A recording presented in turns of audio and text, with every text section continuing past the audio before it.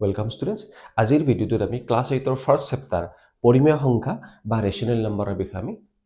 আলোচনা কৰিম। এই ভিডিঅ'টোত প্ৰথমতে তোমালোকে পৰিমেয় সংখ্যা কি হয় বা পৰিমেয় সংখ্যা কাক বোলে আৰু পৰিমেয় সংখ্যা কোনবিলাক হেতু তোমালোকে ভালদৰে জানি ল'ব পাৰিবা আৰু তাৰ লগে লগে আমি পৰিমেয় সংখ্যাৰ বিভিন্ন ধৰ্মবিলাকৰ বিষয়ে জানিম। গতিকে ভিডিঅ'টো স্কিপ নকৰাকৈ প্ৰথমৰ পৰা শেষলৈকে মন দি চাবা, নিশ্চয় গোটেইখিনি কথা ভালদৰে তোমালোকে শিকি ল'ব পাৰিবা। ঠিক আছে? এতিয়া মই ইয়াত ডেফিনেশ্যন এটা লিখিছো, তোমালোকে চাবা যে পৰিমেয় সংখ্যা কোনবিলাক হয়, যিবিলাক সংখ্যা p বাই q আকাৰত লিখিব পাৰি,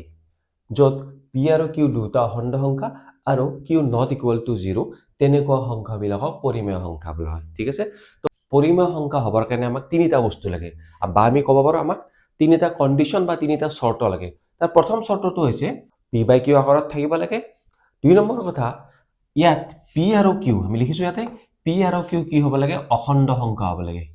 অখণ্ড সংখ্যা যাক ইংলিছত ইন্টিজাৰ্স বুলি কয়। আৰু তিনি নম্বৰ চৰ্ত আছে q নট ইকুৱেল টু 0। ঠিক আছে? যদি এই তিনিটা চৰ্ত বা এই তিনিটা কণ্ডিশ্যন কোনো এটা সংখ্যাই মানি চলে,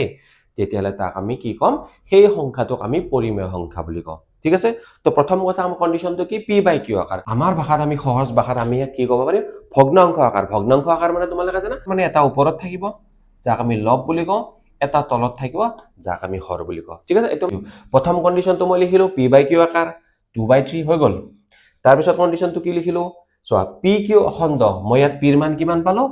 2 পালো, q ৰ মান কিমান পালো, 3 পালো। এতিয়া এই দুটা অখণ্ড সংখ্যা হয় নে নহয় আমি জানিব লাগিল। অখণ্ড সংখ্যা কি আছিল, গোটেই যোগাত্মক সংখ্যাবিলাক +1 +2 +3 যিমানবিলাক যোগাত্মক সংখ্যা আছে গোটেই অখণ্ড সংখ্যা, যিমানবিলাক মাইনাছ থকা সংখ্যা আছে -1 -2 -3 -4 গোটেই অখণ্ড সংখ্যা, আৰু 0টো অখণ্ড সংখ্যা। যেহেতু p আৰু q ৰ দুটাৰ মান কি আছে, যোগ থকা সংখ্যা আছে, তাৰ মানে ইয়াতে কি পালা, p আৰু q দুটা অখণ্ড সংখ্যা পালানে? হৈ গ'ল। তো 2 নম্বৰ চৰ্ত পালো, প্ৰথমতে p বাই q আকাৰত লিখিলো, তাৰপিছত p আৰু q ৰ মানটো কি অখণ্ড হ'ল। 3 নম্বৰ চৰ্তত চোৱা q not equal to 0। q মানে কি, q মানে তলৰটো 0 হ'ব নালাগে। হৈছে নে? তলত 0 আছে নেকি, নাই। q তলত কি আছে, q ৰ মান 3 আছে, তাৰ মানে 0 নহয়। তো আমি তিনিটা কণ্ডিশ্যন পালো। গতিকে কি হলেতো 2/3 এটা পৰিমেয় সংখ্যা। যদি তলৰটো 0 হৈ যায়, কোনো সংখ্যাৰ তলৰটো 0 হৈ যায়, সি পৰিমেয় সংখ্যা নহব। তো পৰিমেয় সংখ্যা হবৰ কাৰণে প্ৰথম চৰ্তটো আছিল সংখ্যাবিলাক p বাই q আকাৰত থাকিব লাগে, বা নাথাকিলেও p বাই q আকাৰত লিখিব পাৰিব লাগে। তো ইয়াত কিন্তু 0টো কি আছে, p বাই q আকাৰত নাই, গোটেইকেইটাই p বাই আকাৰত নাই, p বাই q আকাৰত নাই। কিন্তু আমি জানো যিকোনো গোটা সংখ্যা এটাৰ তলত কি পাৰি, 1 বহুৱাব পাৰি। পাৰিনে? চাওক, গতিকে প্ৰতিটো সংখ্যাকে মই 0ক 0/1, 2ক 2/1, -1ক মই -1/1 হিচাপে লিখিলো। তাৰ মানে এই গোটেইকেইটা কি হ'ল, এই গোটেইকেইটা আমাৰ p বাই q আকাৰত আহি গ'ল। এইটো p বাই q, এইটো p বাই q। ইয়াত p ৰ মান চোৱা, p ৰ মান কি 0, q ৰ মান কি 1। মই কৈছিলো অখণ্ড সংখ্যাত 0 হলেও অখণ্ড, প্লাছ হলেও অখণ্ড, দুয়োটাই অখণ্ড।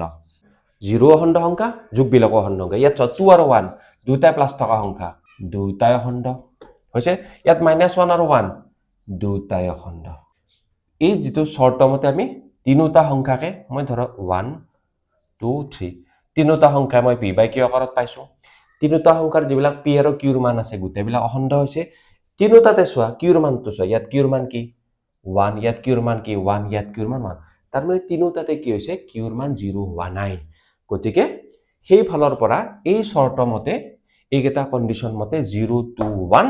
কি হৈছে, প্ৰত্যেকটোৱে পৰিমেয় সংখ্যা ৰূপ লৈছে। হৈছে প্ৰতিটো স্বাভাৱিক সংখ্যাই পৰিমেয় সংখ্যা, ইয়েছ, প্ৰতিটো পূৰ্ণ সংখ্যাই পৰিমেয় সংখ্যা, প্ৰতিটো অখণ্ড সংখ্যাই পৰিমেয় সংখ্যা, প্ৰতিটো ভগ্নাংশই পৰিমেয় সংখ্যা। ঠিক আছে? তো নিশ্চয় তোমালোকে ধৰিব পাৰিলা। ইয়াৰ পিছত যেতিয়া মই পৰিমেয় সংখ্যাৰ উদাহৰণ ল'ম, তেতিয়া মই নিজৰ বুজাৰ সুবিধাৰ কাৰণে সৰু সৰু সংখ্যাবিলাক ল'ম। ঠিক আছে?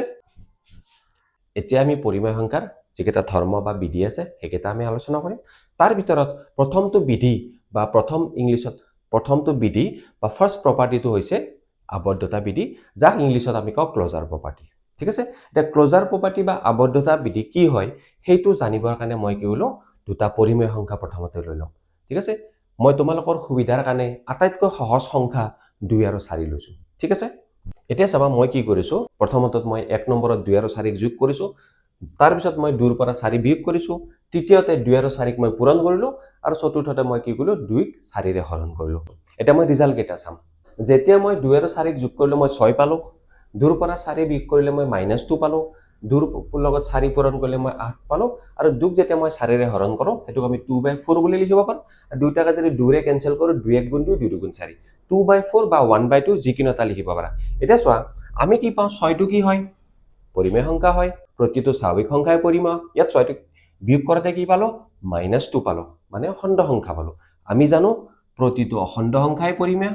ঠিক আছে পূৰণ কৰোঁতে আমি এটা স্বাভাৱিক সংখ্যা পালো তো ই পৰিমেয় হয় আৰু হৰণ কৰোঁতে কি পালো আমি 1/2 বা 2/4 মানে এটা p/q আকাৰৰ সংখ্যা পালো হেতুটো পৰিমেয় সংখ্যাই হয় 6 2 8 এই তিনিটাই কি হয় পৰিমেয় সংখ্যা হয় অৰ্থাৎ বুজি পালা এতিয়া মই ইয়াতে লিখা নাই কিয় লিখা নাই চাবা এই যেটো হৰণ আছে হা হৰণৰ ক্ষেত্ৰত আমাৰ কি হয় হৰণৰ ক্ষেত্ৰত যদিও আমি 2/4 বা 1/2 আমি পৰিমেয় সংখ্যা পাইছো কিন্তু ইয়াতে এটা এক্সেপশন আছে হা কি এক্সেপশন আছে চাবা যেতিয়া আমি 4 নলৈ পেলাই মই 2ৰ জাগাত 0 লম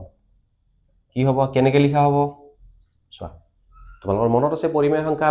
যেতিয়া আমি পৰিমেয় সংখ্যাৰ কথা আলোচনা কৰিছিলো তেতিয়া আমি কৈছিলো যে যেতিয়া কোনো এটা সংখ্যা p/q আকাৰত লিখা হয় পৰিমেয় সংখ্যা হবৰ কাৰণে q not equal to 0 হ'ব লাগে তাৰ মানে qৰ মান 0 হ'ব নালাগে যদি qৰ মান 0 হৈ যায় তেতিয়ালে কি হয় এইটো এটা পৰিমেয় সংখ্যা নহয় ঠিক আছে যেহেতু আমি 2/0 পালো তাৰ মানে হেতু কি হয় এটো কোৱা হয় ইংলিশত কোৱা হয় আনডিফাইন্ড তাৰ মানে ইয়াৰ মানটো উলিয়াব নোৱাৰি অৰ্থাৎ আমি কি কম হেতু পৰিমেয় নহয় বুজি পালানে যেতিয়া ইয়াৰ কাৰণে বাৰু আমি yes পাইছিলো কিন্তু যে আমি 0 দিয়ালে আমি কি পালো আমি এটা পৰিমেয় সংখ্যা নাপালো যদি আমি প্ৰতিটো সংখ্যা আমি যিকোনো সংখ্যাৰ বাবে যদি আমি পৰিমেয় নাপাও আমি এবাৰ পালে এবাৰ নাপালে নহব পালে আমি সবতে পাব লাগিব তেতিয়া আমাৰ হেতু মানি চলিব বুজি পালা তোমালোকে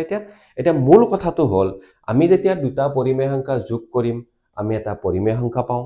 যেতিয়া আমি দুটা পৰিমেয় সংখ্যা বিয়োগ কৰিম আমি এটা পৰিমেয় সংখ্যা পাওঁ যেতিয়া দুটা পৰিমেয় সংখ্যা পূৰণ কৰিম তেতিয়াও আমি এটা পৰিমেয় সংখ্যা পাওঁ অৰ্থাৎ পৰিমেয় সংখ্যাই কি মানি চলে যোগৰ ক্ষেত্ৰত চবা যোগৰ ক্ষেত্ৰত বিয়োগৰ ক্ষেত্ৰত আৰু পূৰণৰ ক্ষেত্ৰত আবদ্ধতা বিধি মানি চলে বুজি পালা তোমালোকে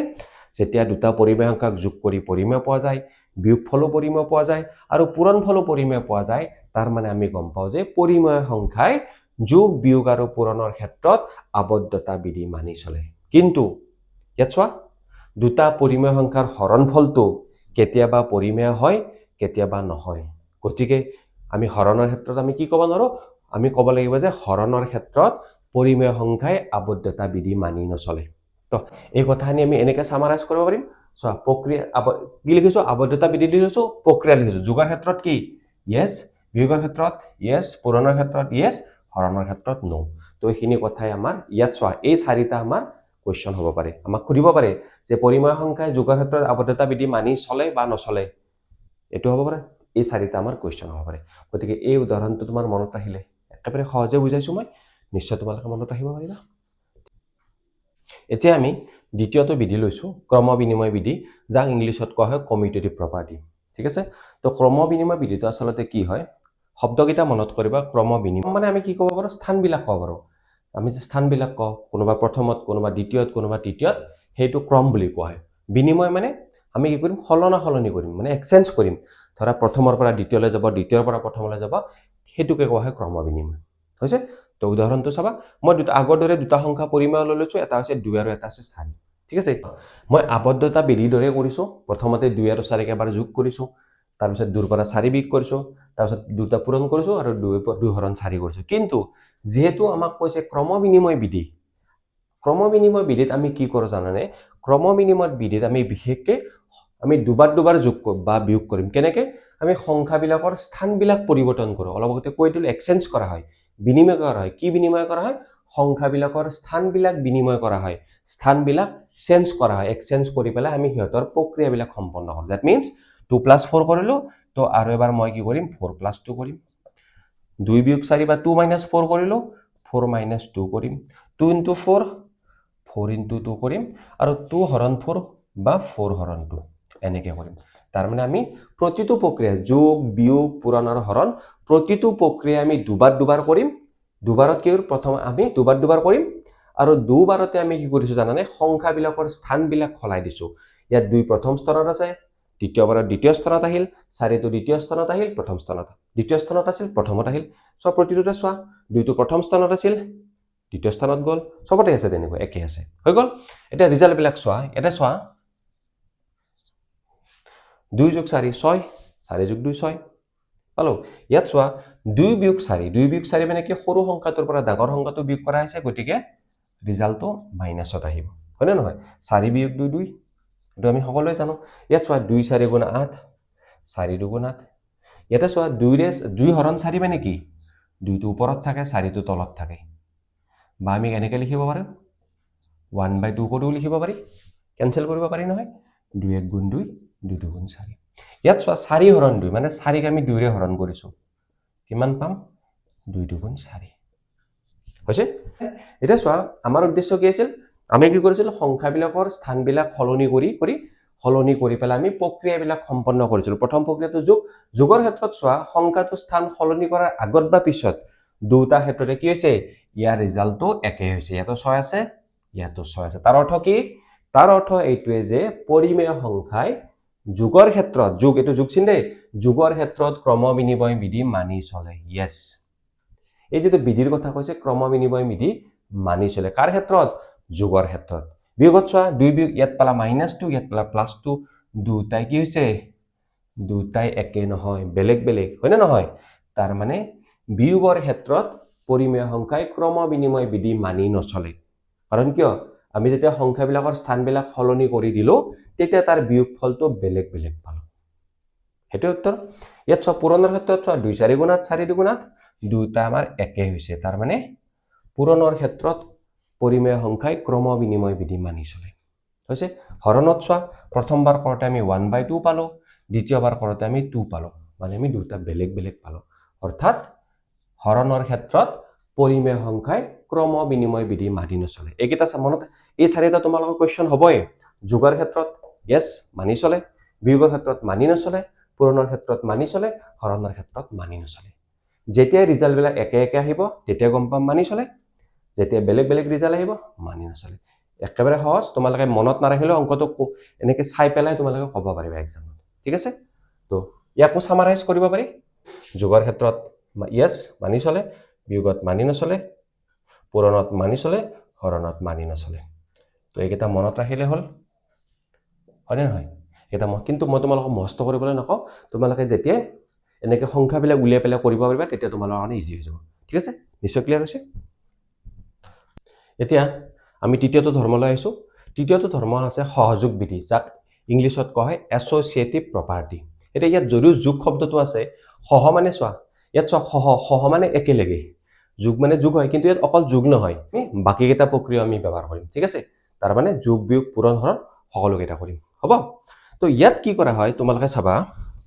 ইয়াত মেইনলি আমাৰ কি কৰা হয় জানানে এই পদ্ধতিত আমি গ্ৰুপিং কৰো ইয়াত আমাৰ মেইনলি কি কৰা হয় জানানে যেতিয়া এই ধৰ্মটো আমি ব্যৱহাৰ কৰো এই ধৰ্মটোৰ আমি গ্ৰুপিং কৰো বা আমি গোট হিচাপে যোগ বিয়োগ কৰো সেইটো আমাৰ মেইন ঠিক আছে তো ইয়াৰ কাৰণে মই এবাৰ দুটা নহয় মোক তিনিটা পৰিমেয় সংখ্যা লম ঠিক আছে মই আগৰ দৰে সহজ লম ধৰি ললো 2 4 আৰু 8 তিনিটা পৰিমেয় সংখ্যা এটা প্ৰথমতে মই যোগৰ কাৰণে কৰি চাম যোগৰ ক্ষেত্ৰত সববিলাক যোগে হ'ব কিন্তু যেটো গ্ৰুপিং বুলি কৈছো মই কি কৰিম জানানে প্ৰথমতে এই দুটা মই গ্ৰুপত লম বা এই দুটাক মই এটা গোট হিচাপে লম ঠিক আছে তো এইটোতো আমি হে আগৰ দৰে ক্ৰম বিনিময় বিধিৰ দৰে এই ধৰ্মটোতো আমি প্ৰতিটো প্ৰক্ৰিয়া দুবাৰ কৰিম ঠিক আছে তো এটো এনেকৈ কৰো এবাৰ কি কৰিম চাবা এবাৰ মই 2 আৰু 4 টো লম 8 টো এৰি দিম হৈছে বিয়োগৰ ক্ষেত্ৰটো হেকে 2 বিয়োগ 4 বিয়োগ 8 এনেকৈ লিখো 2 বিয়োগ 4 বিয়োগ 8 ইয়াত কিন্তু চাবা এনেকৈ লম পিছৰ দুটা মই এটা গ্ৰুপত লম ইয়াত আগৰ দুটা এটা গ্ৰুপত লম হৈ গল